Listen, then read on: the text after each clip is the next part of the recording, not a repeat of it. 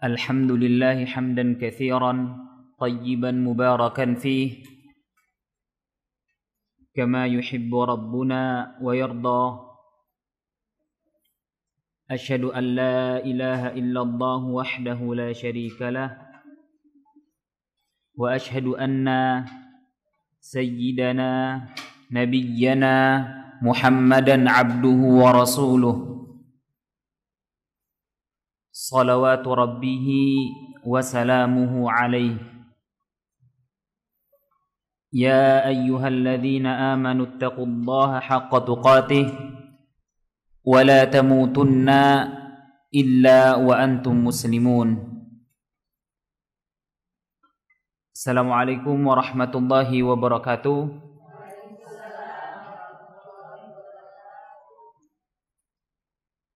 Ibu-ibu Majelis Ta'lim Baitul Ilmi yang dirahmati Allah Subhanahu wa Ta'ala, kita bersyukur kepada Allah Subhanahu wa Ta'ala atas segala limpahan rahmat, hidayah serta pertolongan dari Allah Subhanahu wa Ta'ala yang sampai pada saat ini Allah Subhanahu wa Ta'ala masih memudahkan kita semua untuk menjalankan ketaatan beribadah kepadanya.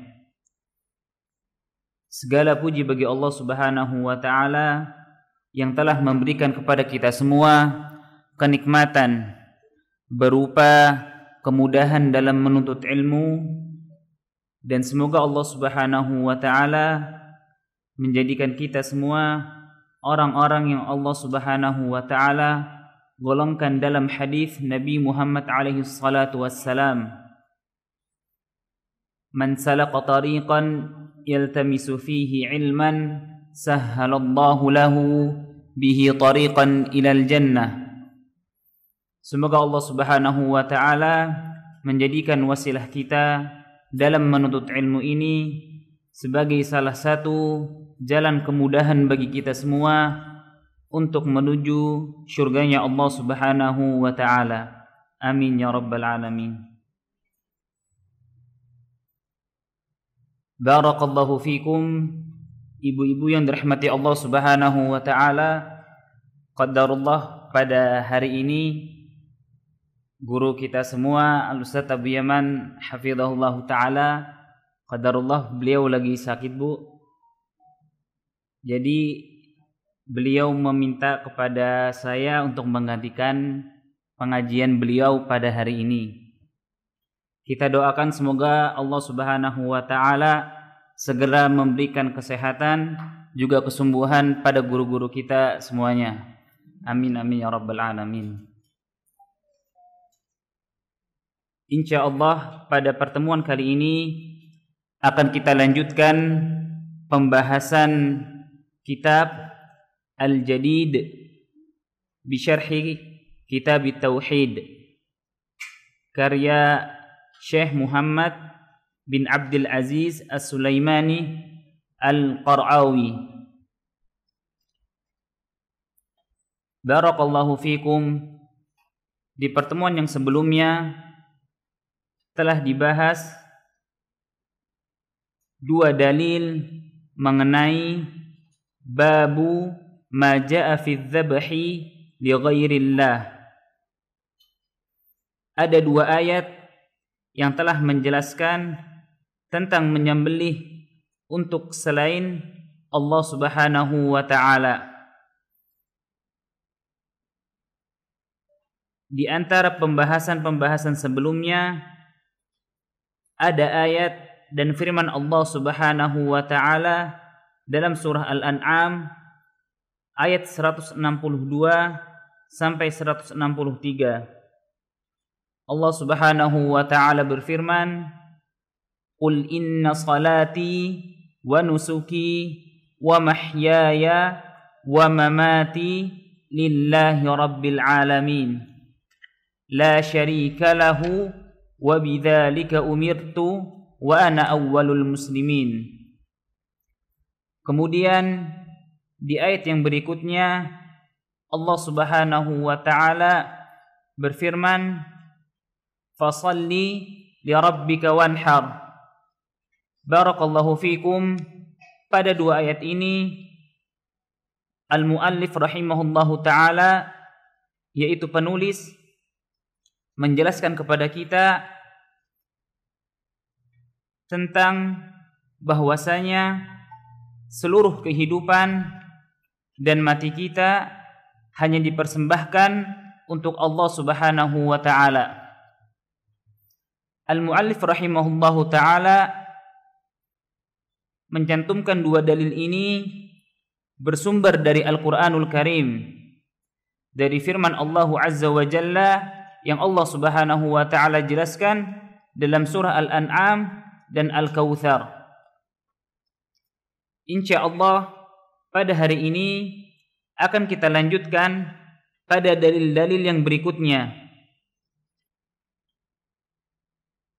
Ada dua hadis Nabi Muhammad alaihi salatu wassalam yang disebutkan oleh al-muallif rahimahullahu ta'ala pada bab menyembelih untuk selain Allah Subhanahu wa ta'ala.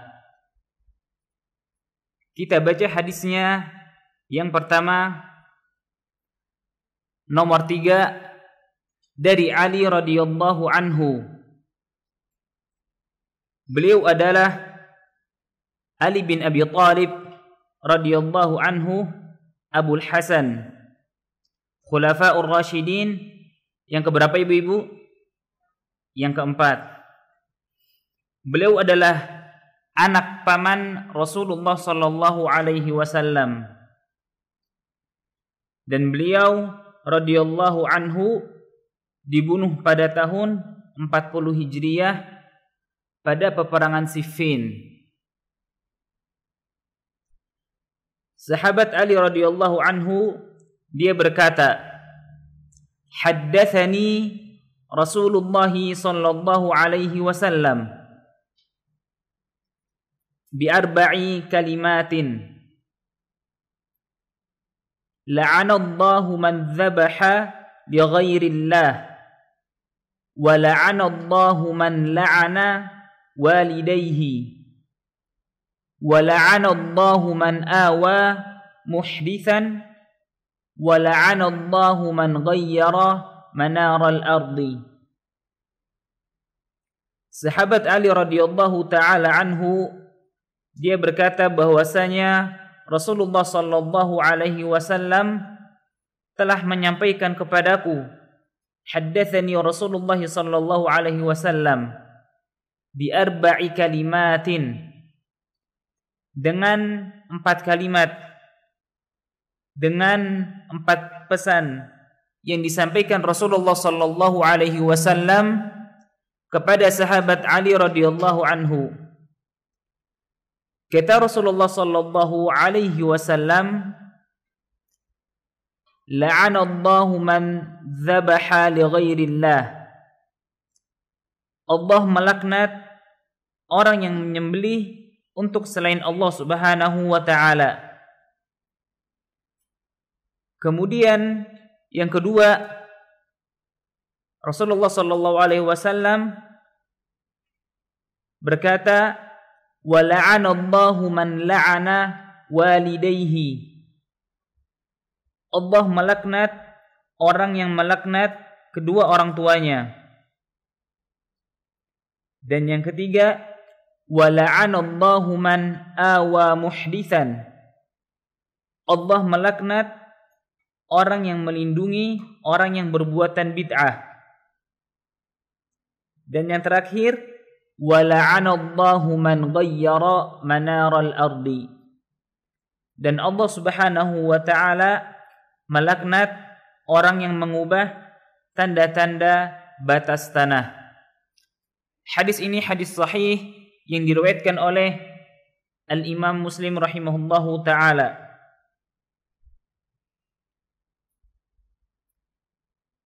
Barakallahu fikum. Pada hadis ini Rasulullah sallallahu alaihi wasallam akan menjelaskan kepada kita 4 poin penting. Rasulullah sallallahu alaihi wasallam mengabarkan kepada Ali bin Abi Thalib radhiyallahu taala anhu begitu juga kepada kita semua umat Rasulullah sallallahu alaihi wasallam, bahwasanya Allah Subhanahu wa taala melaknat beberapa golongan.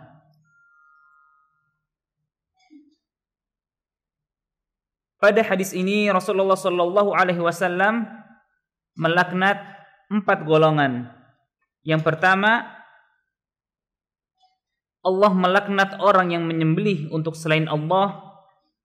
Allah melaknat orang yang melaknat kedua orang tuanya, dan Allah melaknat orang yang melindungi orang yang berbuat bid'ah, dan Allah melaknat orang yang mengubah tanda-tanda batas tanah. Kita baca syarah kata-kata dari hadis ini. Al-la'nu yang bermakna laknat.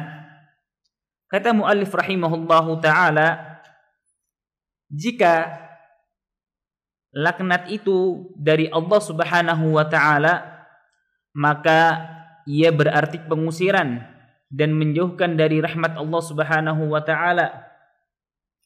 Karena sebagaimana yang dijelaskan oleh para ulama, al-la'nu fil lughah ay bil ma'na al-bu'd. Laknat secara bahasa Arab bermakna al-bu'd, yaitu menjauhkan seseorang dari rahmatnya Allah Subhanahu wa ta'ala. Oleh karena itu, hakikatnya ketika seseorang mendapatkan laknat dari Allah Subhanahu wa ta'ala atau dari Rasulnya sallallahu alaihi wasallam, bahwasanya dia telah dijauhkan dari rahmat dan kasih sayangnya Allah Subhanahu wa ta'ala.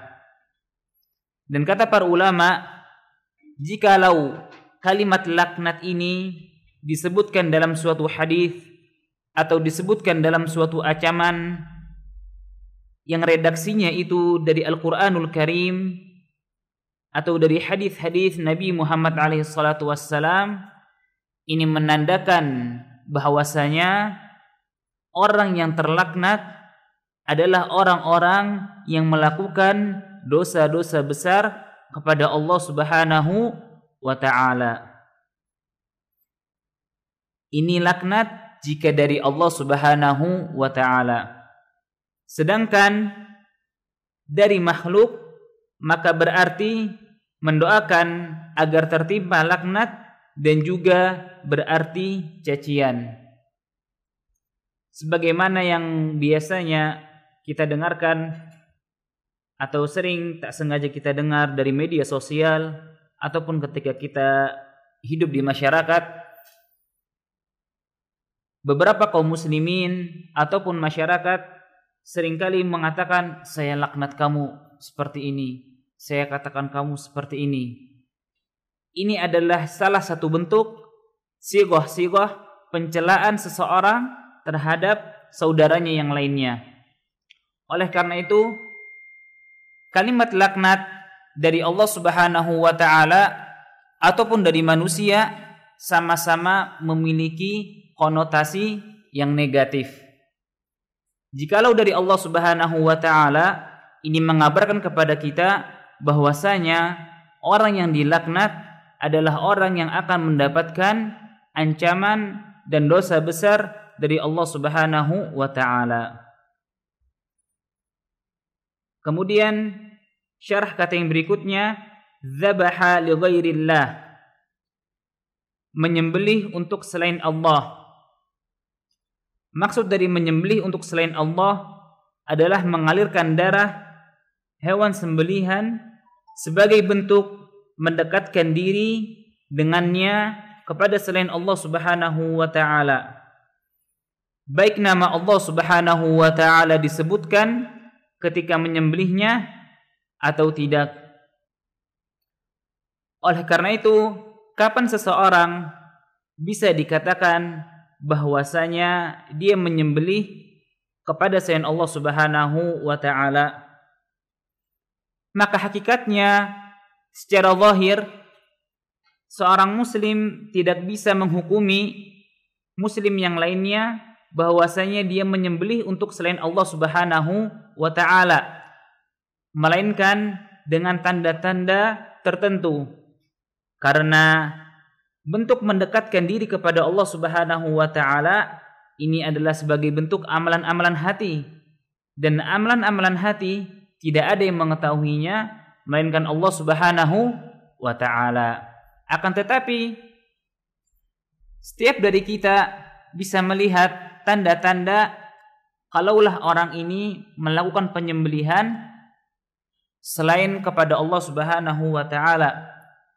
Yang bisa kita temukan sebagian kaum muslimin, masyarakat awam, terkadang misalkan ketika mereka ingin membangun sebuah jembatan atau membangun sebuah bangunan, kemudian dia menyembelih sapi ataupun kambing, kemudian mengalirkan darah sapi tersebut ataupun mengalirkan kepala sapi tersebut di sungai yang terletak di bawah jembatan tersebut. Naam, secara zahirnya kita tidak bisa menghukumi bahwasanya orang ini melakukan pendekatan diri kepada selain Allah Subhanahu wa taala. Akan tetapi dari tanda-tanda yang kita lihat dari kejadian nyata yang ada di zaman kita saat ini, bahwasanya orang-orang yang melakukan hal-hal seperti ini tidak lain dan tidak bukan dia sedang meminta pertolongan kepada selain Allah Subhanahu wa ta'ala. Kemudian yang kedua, walidayhi, kedua orang tuanya. Yang dimaksud adalah ibu dan bapak dan seterusnya ke atas. Barakallahu fikum. Oleh karena itu di ilmu fikih, ibu-ibu yang dirahmati Allah Subhanahu wa taala, biasanya para fuqaha menjelaskan kepada kita apa makna kata dari al-um, apa makna kata dari al-ab. Para fuqaha menjelaskan makna dari kata al-um yang dalam satu konotasi bahwasanya al-um yang berarti ibu, al-ab yang berarti bapak adalah al-walidayhi, yaitu kedua orang tua adalah orang yang melahirkan kita dan yang melahirkan orang tua kita dan yang seterusnya. Jadi secara ilmu fikih dan bahasa Arab, ibu itu tidak hanya satu. Naam, ibu secara biologis hanya satu. Akan tetapi ibu yang dimaksudkan dalam syariat ketika para ulama menjelaskan adalah ibu yang melahirkan kita dan ibu-ibu yang melahirkan kita. Jadi nenek kita yang sampai ke atas itu semua dikatakan ibu. Begitu pula bapak. Bapak yang melahirkan kita adalah bapak dan bapaknya kita adalah bapak kita juga, atau yang kita sebut kakek. Ini dalam istilah secara syariat ataupun hukum fikihnya. Biasanya pembahasan yang seperti ini ibu-ibu sekalian sering dibahas atau kita temui di pembahasan mahram ataupun pembahasan tentang ilmu waris. Kalau orang Indonesia kan Bu biasanya bahasnya ibu, bapak, kakek, nenek. Kalau nanti pembahasan ilmu waris itu Bu pembahasannya umul ab, abul ab, abul Jadi agak ribet. Nah, teman, kenapa para fuqaha dan ulama menjelaskan seperti ini? Karena para ulama dan para fuqaha menjelaskan benar-benar kepada kita bagaimana makna ibu dan bapak yang benar secara syariat Islam. Kemudian cara kata yang berikutnya awa, yang berarti yang melindungi, yaitu membela dan menjaga. Kemudian muhditsan, orang yang berbuat bid'ah. Kata muhdits jika huruf dal dikasrahkan bermakna pelaku kriminal, dan jika difathahkan bermakna pelaku bid'ah dalam urusan agama. Jadi kalau muhdits artinya pelaku kriminal atau sering kita dengar kriminalitas, ataupun muhdats adalah pelaku perbuatan bid'ah yang dikerjakan dalam agama Islam. Dan kata awa bermakna meridhai ataupun tidak mempersalahkan. Dan yang terakhir, manarul ardi adalah tanda-tanda batas tanah. Atau yang lebih jelasnya adalah patok-patok yang membedakan antara tanah hak seseorang dan tanah tetangganya. Kita baca syarah hadis secara global. Di dalam hadis ini Ali bin Abi Thalib, Abul Hasan radhiyallahu anhu mengabarkan kepada kita bahwasanya dia telah mendengar Rasulullah sallallahu alaihi wasallam melaknat. Yang pertama, setiap orang yang mendekatkan diri dengan menyembelih untuk selain Allah Subhanahu wa taala. Rasulullah sallallahu alaihi wasallam mengabarkan kepada kita bahwasanya Allah Subhanahu wa taala melaknat segala bentuk kesyirikan kepada Allah Subhanahu wa taala dengan penyembelihan yang dilakukan kepada selain Allah Subhanahu wa taala. Barakallahu fikum. Dan penyembelihan ini tidak diharuskan sesuatu yang besar ataupun sesuatu yang bernilai di mata manusia, seperti sapi, kambing, unta, ataupun hewan-hewan ternak yang lainnya. Maupun itu hewannya kecil seperti ayam ataupun lebah, lalat, ataupun yang lainnya, jikalau kita sembelih dan kita peruntukkan untuk selain Allah Subhanahu wa taala, maka ini hakikatnya kita telah melakukan salah satu dosa besar kepada Allah Subhanahu wa taala, yaitu melakukan kesyirikan kepada Allah Subhanahu wa taala. Insyaallah di hadis yang berikutnya akan kita jelaskan bagaimana seseorang bisa dimasukkan ke dalam nerakanya Allah Subhanahu wa taala hanya karena seekor lalat. Kemudian yang kedua, Rasulullah sallallahu alaihi wasallam melaknat setiap orang yang melaknat orang tuanya secara langsung ataupun sebagai penyebab. Barakallahu fikum. Maksudnya melaknat orang tuanya secara langsung adalah ketika seorang anak secara terang-terangan melaknat kedua orang tuanya, kedua orang tua biologisnya, adapun kedua orang tua yang telah kita sebutkan, kakek neneknya. Ataupun anak ini menjadi penyebab kedua orang tuanya ini dilaknat oleh teman-temannya. Sebagaimana yang bisa kita lihat, sebagian kaum muslimin, khususnya anak-anak remaja, mereka begitu mudah melontarkan kata-kata yang buruk kepada teman-teman sebayanya dan mengatasnamakan biasanya mengejek kedua orang tuanya. Dan tanpa disadari, si anak yang diejek, dia kembali mengejek orang yang mengejek kedua orang tuanya. Dan ketika hal seperti ini dilakukan, maka hakikatnya secara tidak langsung anak tersebut menjadi penyebab bahwasanya orang tuanya telah dilaknat oleh teman yang lain. Orang-orang yang seperti ini, ibu-ibu yang dirahmati Allah Subhanahu wa taala, termasuk dalam golongan hadis yang kata Rasulullah sallallahu alaihi wasallam, la'anallahu man la'ana walidayhi. Jadi maupun secara langsung ataupun secara tidak langsung atau sebagai penyebab.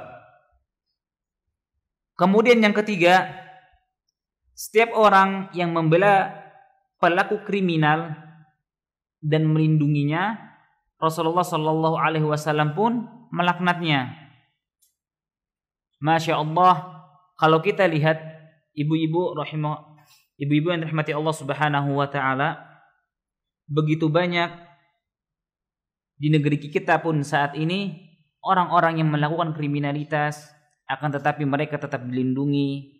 Begitu banyak orang-orang yang menjadi korban dan hak-hak mereka belum terpenuhi.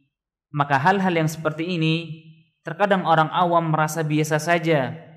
Akan tetapi dari hadis ini Rasulullah Shallallahu Alaihi Wasallam menjelaskan kepada kita bagaimana Allah Subhanahu Wa Taala melaknat orang-orang yang melakukan pembelaan terhadap pelaku kriminalitas, bahkan sampai melindunginya.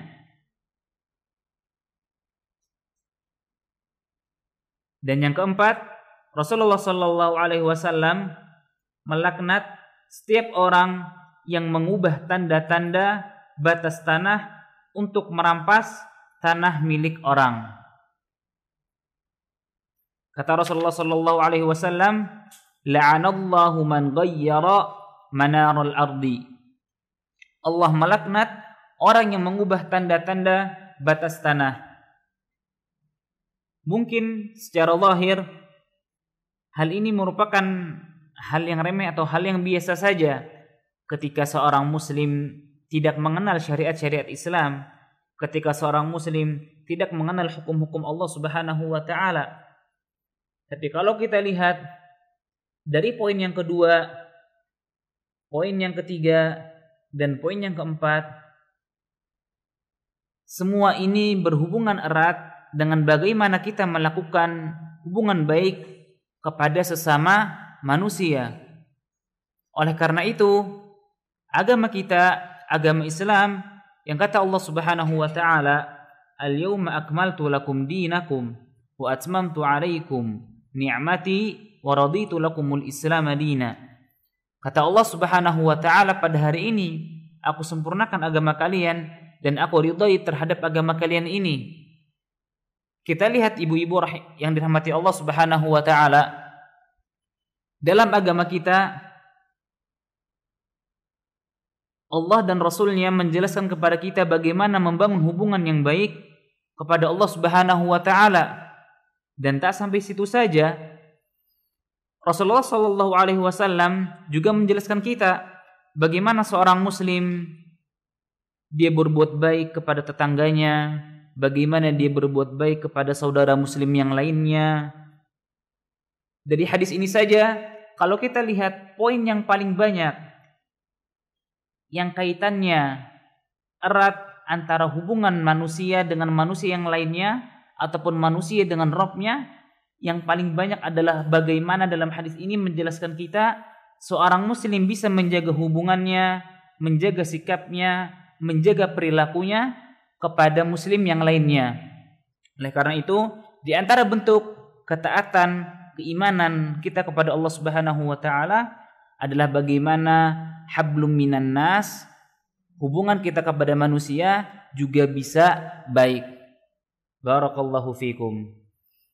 Faedah-faedah yang dapat dipetik dari hadis Ali bin Abi Thalib.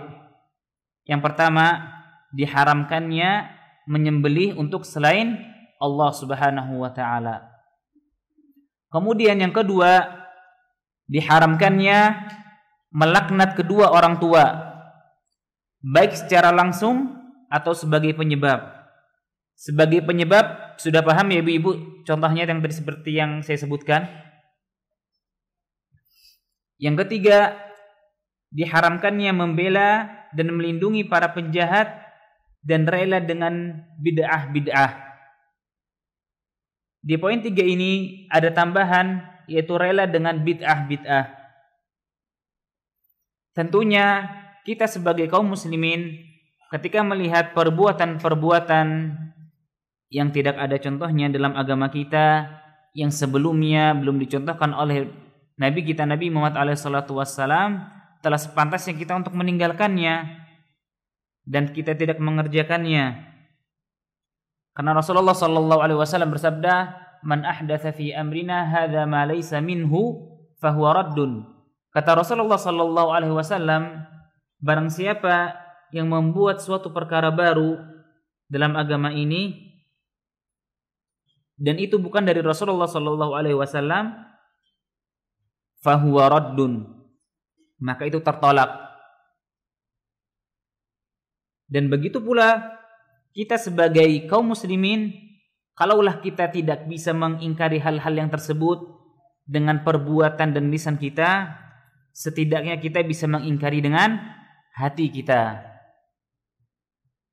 Dan jangan sampai kita menjadi orang-orang yang melindungi para pelaku perbuatan bid'ah.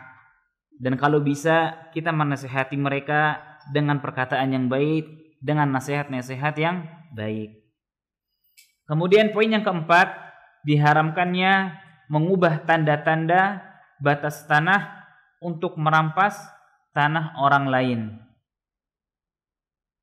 Dan yang kelima, bolehnya melaknat orang-orang fasik secara umum. Sebagaimana dalam hadis ini Nabi Muhammad SAW mengabarkan kepada kita Allah Subhanahu wa taala melaknat orang-orang fasik. Dan orang-orang fasik dalam hadis ini di antaranya ada 4 golongan ini.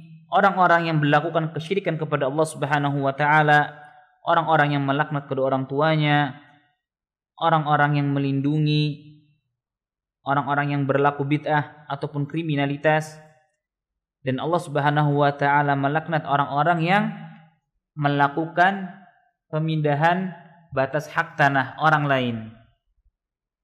Oleh karena itu, melaknat orang fasik secara umum itu boleh.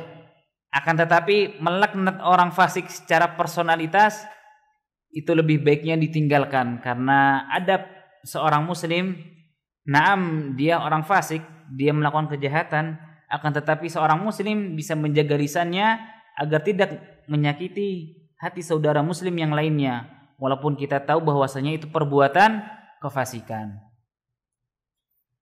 Hubungan hadis ini dengan judul bab, hubungan adalah dari segi bahwa hadis ini menunjukkan haramnya menyembelih untuk selain Allah Subhanahu wa taala.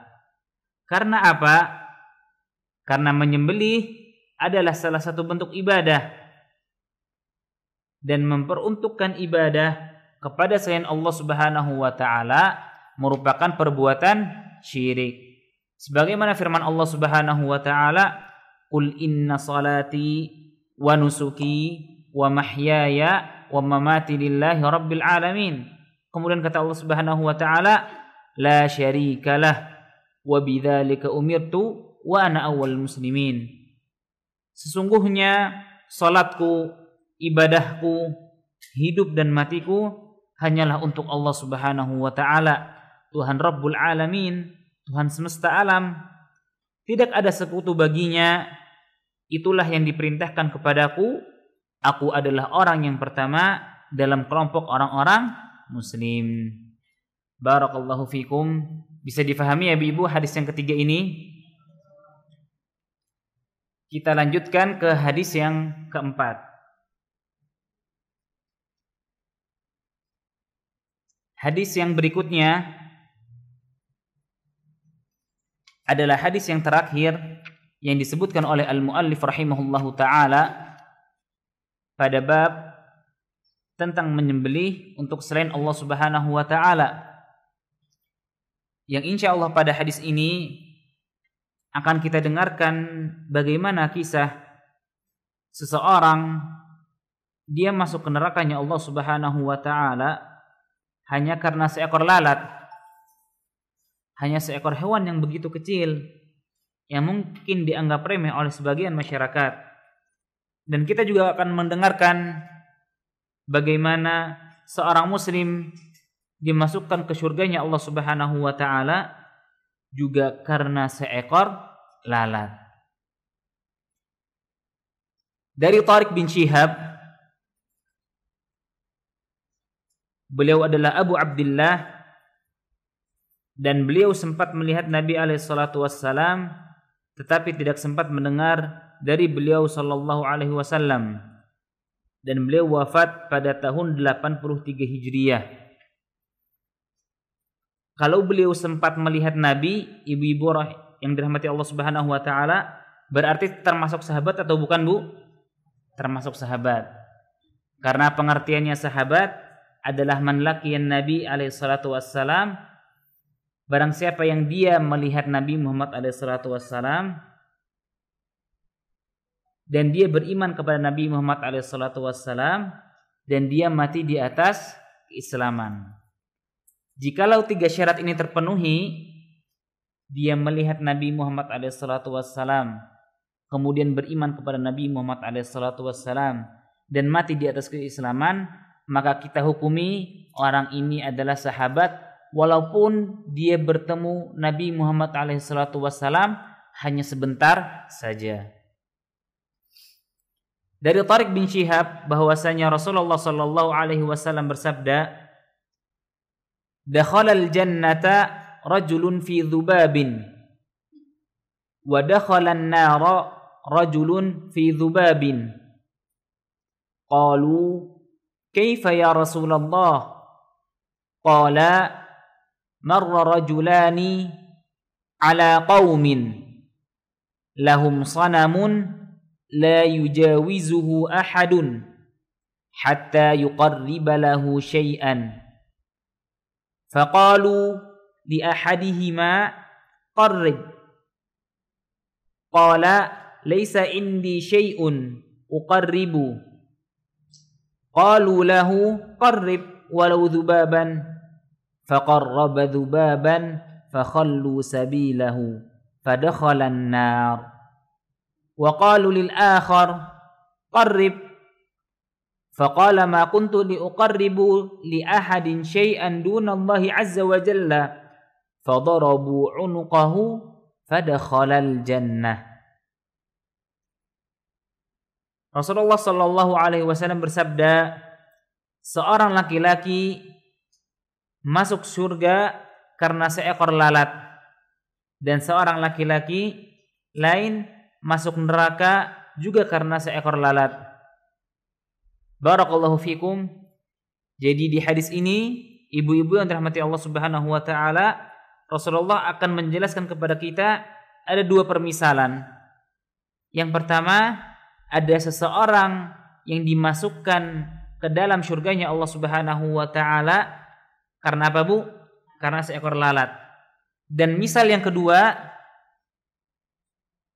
ada seseorang yang dimasukkan ke dalam nerakanya Allah Subhanahu wa taala juga karena seekor lalat. Maka kala itu para sahabat mereka bertanya, bagaimana itu bisa terjadi wahai Rasulullah sallallahu alaihi wasallam? Maka beliau pun bersabda, dua orang laki-laki melewati suatu kaum yang memiliki patung yang mana tak seorang pun boleh melewatinya hingga mempersembahkan sesuatu kepadanya. Maka mereka berkata kepada salah seorang dari mereka berdua. Jadi Bu, cerita ini ada dua orang laki-laki, mereka bersamaan berjalan di suatu daerah dan bertemu dengan penduduk daerah tersebut. Akan tetapi ketika dua orang laki-laki ini ingin melanjutkan perjalanannya, mereka ditahan oleh para penduduk kampung tersebut yang di dalamnya memiliki patung, yang mana para penduduk tersebut mensyaratkan tidak boleh seorang pun lewat di jalan ini hingga mempersembahkan sesuatu kepadanya. Maka mereka berkata kepada salah seorang dari mereka berdua, persembahkanlah, berikanlah sesuatu untuknya. Yaitu penduduk kaum ini meminta kepada salah satu di antara dua orang laki-laki tersebut agar mempersembahkan sesuatu untuk siapa, Bu? Untuk patung yang ada di daerah tersebut. Maka salah seorang di antara mereka berdua ini berkata, aku tidak memiliki apapun untuk aku persembahkan kepadanya. Maka penduduk kampung tersebut pun berkata, persembahkanlah sesuatu sekalipun walaupun hanya seekor lalat. Maka laki-laki yang imanannya itu lemah, laki-laki itu pun mempersembahkan seekor lalat untuk siapa, Bu? Untuk patung yang ada di daerah tersebut. Maka ketika laki-laki ini telah mempersembahkan seekor lalat untuk patung tersebut, mereka membiarkannya lewat. Maka sebab itulah laki-laki tersebut dimasukkan ke dalam nerakanya Allah Subhanahu wa taala. Kemudian masih ada satu laki-laki yang lainnya. Mereka lalu berkata kepada yang satunya lagi, kamu persembahkanlah untuknya. Maka laki-laki yang itu pun menjawab, aku tidak akan pernah mempersembahkan sesuatu pun untuk selain Allah Subhanahu wa taala, Allahu Azza wa Jalla. Maka mereka memenggal lehernya sehingga orang itu masuk surga karenanya. Hadis ini diriwayatkan oleh Al-Imam Ahmad. Barakallahu fiikum. Dalam hadis ini kita bisa mengambil pelajaran, mengambil faedah. Begitu mudahnya Allah Subhanahu wa taala memasukkan hambanya ke nerakanya Allah Subhanahu wa taala ataupun ke surganya Allah Subhanahu wa taala. Mudah bagi Allah Subhanahu wa taala untuk memasukkan hamba-hambanya ke surganya ataupun ke nerakanya Allah Subhanahu wa taala. Dan untuk masuk ke surganya Allah Subhanahu wa taala ataupun ke nerakanya Allah Subhanahu wa taala tentu banyak jalan-jalannya, tentu banyak thariqah-thariqahnya dan wasilah-wasilahnya. Dan dari hadis ini kita bisa temukan, Masya Allah, bagaimana seseorang dimasukkan ke dalam nerakanya Allah Subhanahu wa taala hanya karena seekor lalat. Dan bagaimana Allah Subhanahu wa taala juga bisa memasukkan hambanya ke dalam surganya Allah Subhanahu wa taala karena ketegaran hatinya, karena kekokohan imannya, mempertahankan ketauhidannya kepada Allah Subhanahu wa taala. Dia tidak ingin mempersembahkan apapun dalam bentuk apapun kepada selain Allah Subhanahu wa taala, sehingga dengan hal tersebut Allah Subhanahu wa taala memasukkan dia ke dalam surganya Allah Subhanahu wa taala. Syarah kata-kata fi dzubabin, karena seekor lalat. Barakallahu fikum. Ibu-ibu yang dirahmati Allah Subhanahu wa taala, mungkin di antara ibu-ibu sekalian sudah ada yang belajar bahasa Arab. Kalau biasanya belajar bahasa Arab, Bu, fi berarti maknanya apa, Bu, biasanya? Biasanya diartikan di ataupun pada, seperti itu ya, Bu ya. Ataupun kita tahu dalam kata istilah nahwu, fi itu termasuk dia dzaraf. Dzaraf zaman atau dzaraf makan, Bu? Dzaraf makan ya. Jadi yang menjelaskan pada tempat tertentu. Akan tetapi di antara keluasan ilmu bahasa Arab, kata fi itu tidak hanya bermakna di ataupun pada. Kata fi juga bisa bermakna sebab ataupun disebabkan. Contohnya dalam hadis ini, kata Rasulullah sallallahu alaihi wasallam, dakhala rajulun fi dzubabin. Kalau kita mau artikan secara letterleknya saja tanpa kita memperhatikan kaidah nahwunya, seorang laki-laki masuk ke dalam surganya Allah Subhanahu wa taala di ataupun pada lalat. Kan bahasanya aneh, Bu, secara bahasa Indonesia. Oleh karena itu para ulama menjelaskan di antara makna fi adalah ai as-sababiyah, menjelaskan tentang sebab, yaitu fi dzubab artinya disebabkan oleh seekor lalat. Kemudian yang kedua, sanamun, yaitu patung. Apa sih makna patung? Apa yang dipahat dalam suatu bentuk, mau itu bentuknya manusia, mau itu bentuknya hewan, ataupun bentuk-bentuk yang lainnya yang tidak kita ketahui wujudnya, itu adalah patung. Ini berbeda dengan berhala, karena kata berhala lebih umum daripada patung. Jadi ibu-ibu yang dirahmati Allah Subhanahu wa taala, patung itu identiknya, Bu, dengan sesuatu kerajinan ataupun suatu seni yang dipahat. Tapi kalau berhala itu umum, mau dia dipahat ataupun tidak dipahat, akan tetapi dia itu disembah, itu juga dikatakan berhala. Oleh karena itu, kira-kira patung juga disebut berhala nggak Bu? Ya, patung juga disebut berhala. Tapi apakah berhala juga disebut patung? Tidak. Tapi semua patung adalah berhala. Tapi tidak semua berhala adalah patung.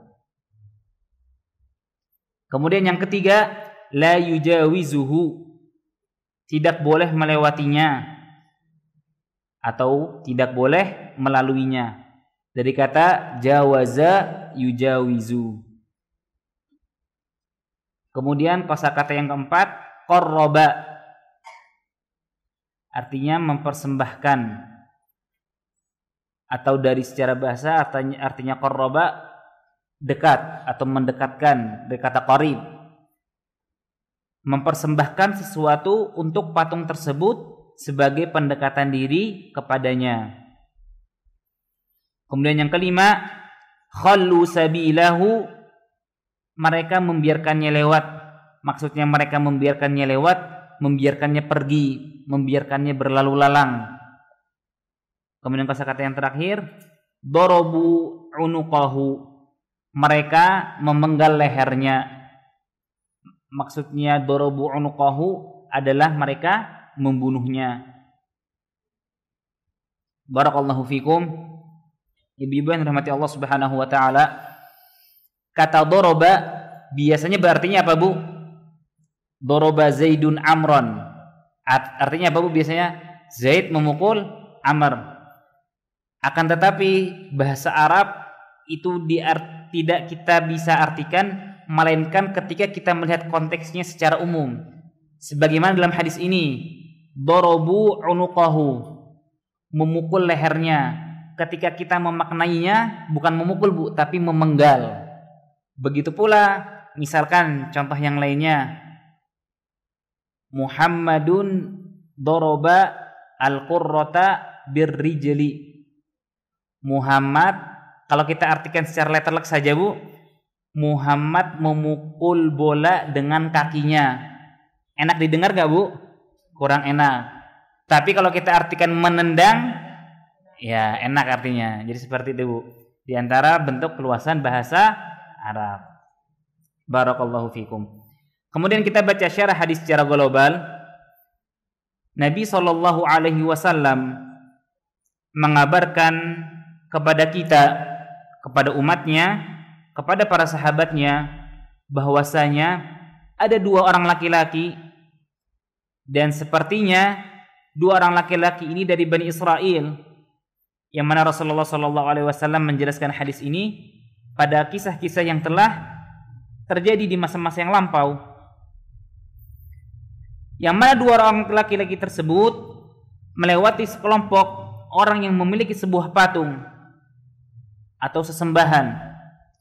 Lalu sekelompok orang tersebut yang mana mereka memiliki sebuah patung, memiliki sebuah sesembahan, meminta dari mereka berdua untuk mempersembahkan kepada patung tersebut sekalipun sesuatu yang sedikit, sesuatu yang remeh. Maka salah seorang di antara keduanya mempersembahkan seekor lalat. Dia menggadaikan keimanannya kepada Allah Subhanahu wa taala hanya demi melewati suatu jalan.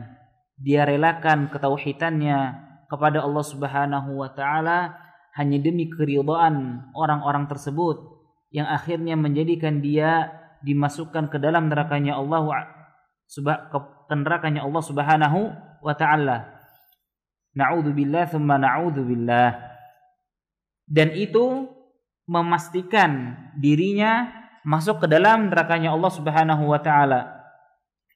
Sedangkan yang seorang lagi, dia menolak karena keimanannya, karena keteguhan hatinya, beriman kepada Allah Subhanahu wa taala, dia menolak melakukan hal tersebut karena kekuatan imannya dan kesempurnaan tauhidnya. Maka mereka membunuhnya, sehingga karena itulah dia masuk surganya Allah Subhanahu wa taala. Faedah-faedah yang dapat dipetik dari hadis ini, yang pertama, besarnya dosa syirik sekalipun sedikit. Barakallahu fiikum. Ibu-ibu yang dirahmati Allah Subhanahu wa taala, kesyirikan merupakan dosa yang besar di sisi Allah Subhanahu wa taala. Karena dengan kesyirikan saja seseorang bisa dimasukkan ke dalam nerakanya Allah Subhanahu wa taala dengan begitu mudahnya.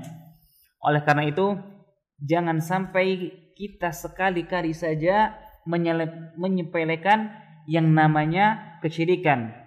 Kalau dari contoh hadis ini bisa kita praktekkan, misalkan ketika kita di dalam suatu perjalanan, sering kita dengar orang-orang awam, masyarakat awam, lemparkan air minum, lemparkan uang agar kamu selamat.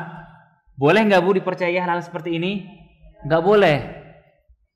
Jangan sampai kita meyakini perkataan mereka, kemudian kita melakukan apa yang menjadi keyakinan mereka. Jangan sampai terjadi. Karena kita nggak tahu Bu, apakah ketika kita melewati jalan ini kita akan terus selamat ataukah tidak. Kalau qaddarullahu wa ma syaa fa'al, Allah Subhanahu wa taala matikan kita setelah melewati jalan tersebut. Kira-kira kita bisa termasuk dalam golongan hadis ini nggak Bu? Bisa. Setelah melewati itu kita lemparkan uang, lemparkan apa misalkan ya. Kemudian ternyata Allah Subhanahu wa taala wafatkan kita. Bisa jadi berarti kisahnya seorang laki-laki masuk ke nerakanya Allah Subhanahu wa taala karena melemparkan sebuah mata uang rupiah bernilai sekian, ataupun masuk ke surganya Allah Subhanahu wa taala karena dia enggak mau melemparkan uang tersebut, akhirnya dia dicelakai oleh warga kampung sekitar. Oleh karena itu, kita sebagai seorang muslim harus selalu berusaha mempertahankan tauhid kita, kesempurnaan iman kita kepada Allah Subhanahu wa taala walaupun dalam hal-hal yang remeh ataupun hal-hal yang kecil. Yang kedua, bahwasanya surga dan neraka benar adanya. Dan ini merupakan di antara bentuk keimanan seorang muslim kepada Allah Subhanahu wa taala. Dia meyakini adanya surga, adanya neraka, adanya nikmatnya Allah Subhanahu wa taala dan azabnya Allah Subhanahu wa taala. Kemudian yang ketiga, bahwa maksud yang paling besar adalah amalan hati, walaupun hanya terhadap sebuah patung. Oleh karena itu dalam hadis yang lain Nabi Muhammad SAW bersabda dalam hadis Abdullah bin Umar, innamal a'malu bin niyat. Setiap perkara perbuatan amal itu Bu tergantung dari niatnya. Mau itu perkara-perkara yang besar, mau itu perkara-perkara yang kecil, ketika di dalamnya terdapat niat-niat yang baik, terdapat niat-niat yang murni, ikhlas karena Allah Subhanahu wa taala, yang mungkin amalan-amalan tersebut itu adalah amalan-amalan yang kecil ataupun amalan-amalan yang remeh, akan tetapi karena keteguhan niat kita, karena keikhlasan, keridhaan hati kita, itu bisa menjadi amalan yang bernilai di sisi Allah Subhanahu wa taala. Yang keempat, dekatnya surga dan neraka dari manusia. Dari hadis ini saja kita bisa melihat bagaimana seseorang meninggal karena seekor lalat, kemudian langsung dimasukkan oleh Allah Subhanahu wa taala ke dalam surganya ataupun ke dalam nerakanya Allah Subhanahu wa taala. Kemudian yang kelima, peringatan keras dari perbuatan dosa meski dalam kuantitas yang kecil. Oleh karena itu, ibu-ibu yang dirahmati Allah Subhanahu wa taala, kata para ulama, seorang muslim itu wajib meninggalkan dosa-dosa yang kecil ataupun dosa-dosa yang besar. Kaum muslimin saat ini kebanyakan ketika dia meninggalkan dosa-dosa yang besar, naam, dia mudah untuk meninggalkannya. Akan tetapi ketika meninggalkan dosa-dosa yang kecil, dia bukan mudah meninggalkannya, tapi bermudah-mudahan ketika melakukannya. Contoh kecilnya berdusta, ghibah, namimah, mencela. Hal-hal yang seperti ini Bu, di masyarakat orang awam mereka melihatnya adalah hal-hal yang remeh.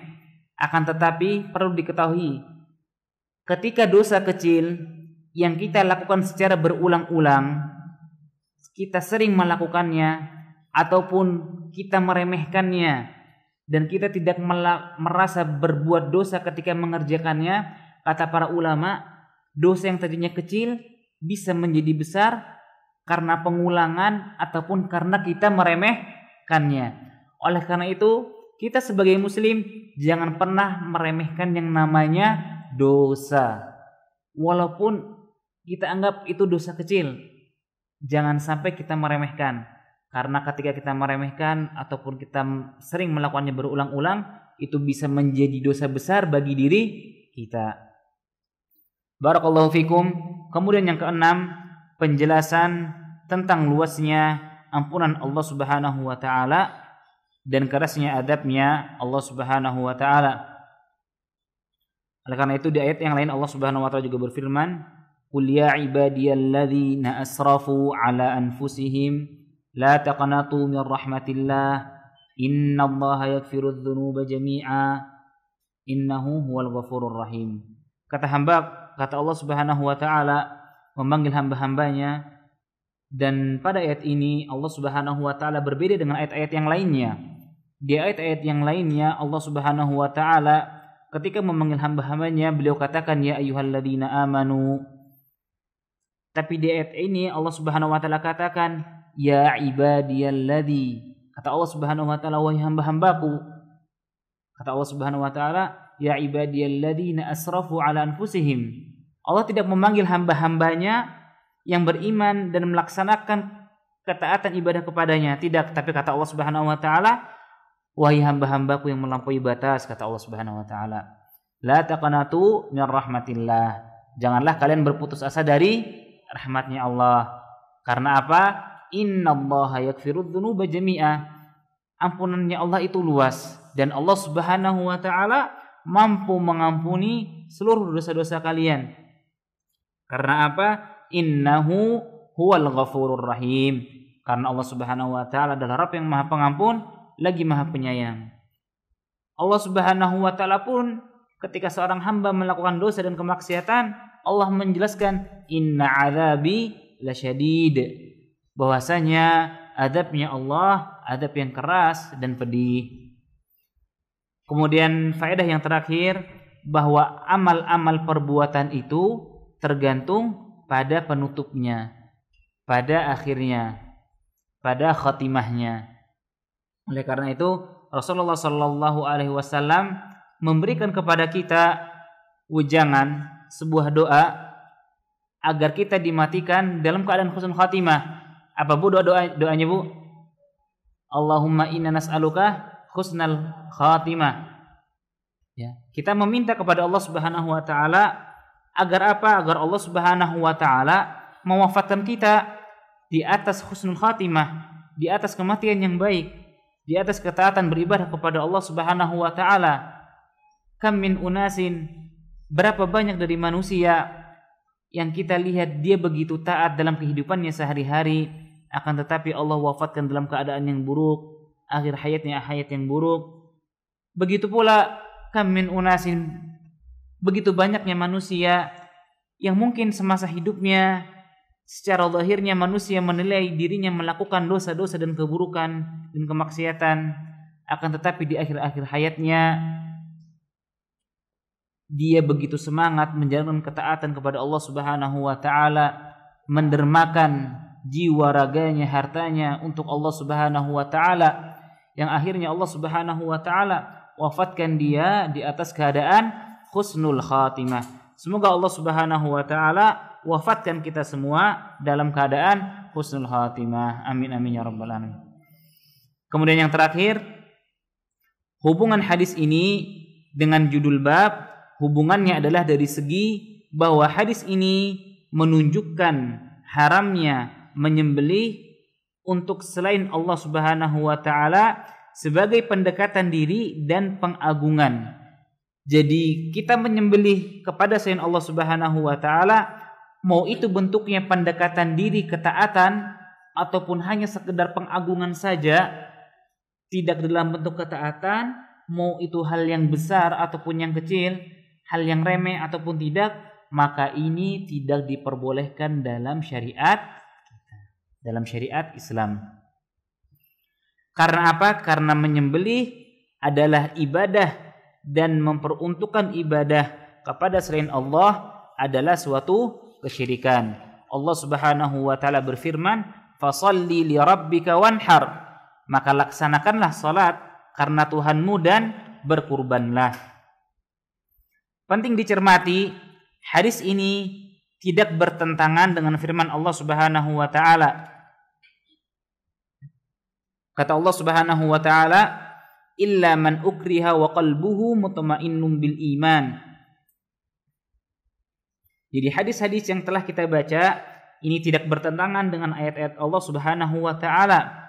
Di antaranya ayat ini, kecuali orang yang dipaksa mengucapkan kalimat kekufuran sedangkan hatinya tetap tenang dengan keimanannya dan dia tidak berdosa. Mengapa hal itu? Karena Rasulullah sallallahu alaihi wasallam mengatakan di dalam hadis ini, maka orang itu mempersembahkan lalat, dan mempersembahkan itu merupakan bukti kerelaan hatinya akan perbuatan tersebut dan kelapangan dadanya terhadapnya. Oleh karena itu, hadis-hadis yang kita sebutkan dan ayat Allah Subhanahu wa taala yang menjelaskan bahwasanya orang yang dipaksa sedangkan hatinya tetap ada iman maka dia tidak berdosa, maka ini tidak bertentangan antara satu dan yang lainnya. Karena di hadis yang tadi, apakah hadis tersebut karena paksaan atau tidak? Maka jawabannya tidak. Sedangkan ayat ini Allah Subhanahu wa taala menjelaskan orang yang disifati dia tidak berdosa dan tetap di atas keimanannya jikalau dia terpaksa dan dia dipaksa. Akan tetapi kalau dia sukarela menunjukkan bukti kerelaan hatinya dan kelapangan dadanya terhadap perbuatan kesyirikan, terhadap perbuatan-perbuatan yang diharamkan Allah Subhanahu wa taala, maka hakikatnya dia telah melakukan kesyirikan kepada Allah Subhanahu wa taala. Barakallahu fikum. Alhamdulillah, ibu-ibu yang dirahmati Allah Subhanahu wa taala, pada pelajaran kali ini telah kita baca, telah kita pelajari dua hadis yang disampaikan oleh al-muallif rahimahullahu taala pada bab majaa fi dzabhi li ghairillah, bab tentang menyembelih untuk selain Allah Subhanahu wa taala. Semoga dengan kita mempelajari ayat-ayat ini, hadis-hadis ini, bab ini, kita bisa menjadi hamba-hambanya Allah Subhanahu wa taala yang lebih beriman lagi kepadanya dan juga lebih taat dan mudah untuk menjauhi segala bentuk kesyirikan. Amin amin ya rabbal alamin. Barakallahu fikum. Ibu, jazakumullah khairan katsiran. Semoga Allah Subhanahu wa taala memudahkan kita untuk terus belajar, dan semoga apa yang saya sampaikan bisa jelas. Dan saya memohon atas kekurangan, memohon maaf atas segala kekurangan yang saya sampaikan, karena itu semua murni dari kami pribadi dan datangnya dari syaitan. Billahi taufiq wal hidayah. Kita tutup dengan doa kafaratul majlis. Subhanakallahumma wa bihamdika asyhadu an la ilaha illa anta astaghfiruka wa atubu ilaik. Assalamualaikum warahmatullahi wabarakatuh.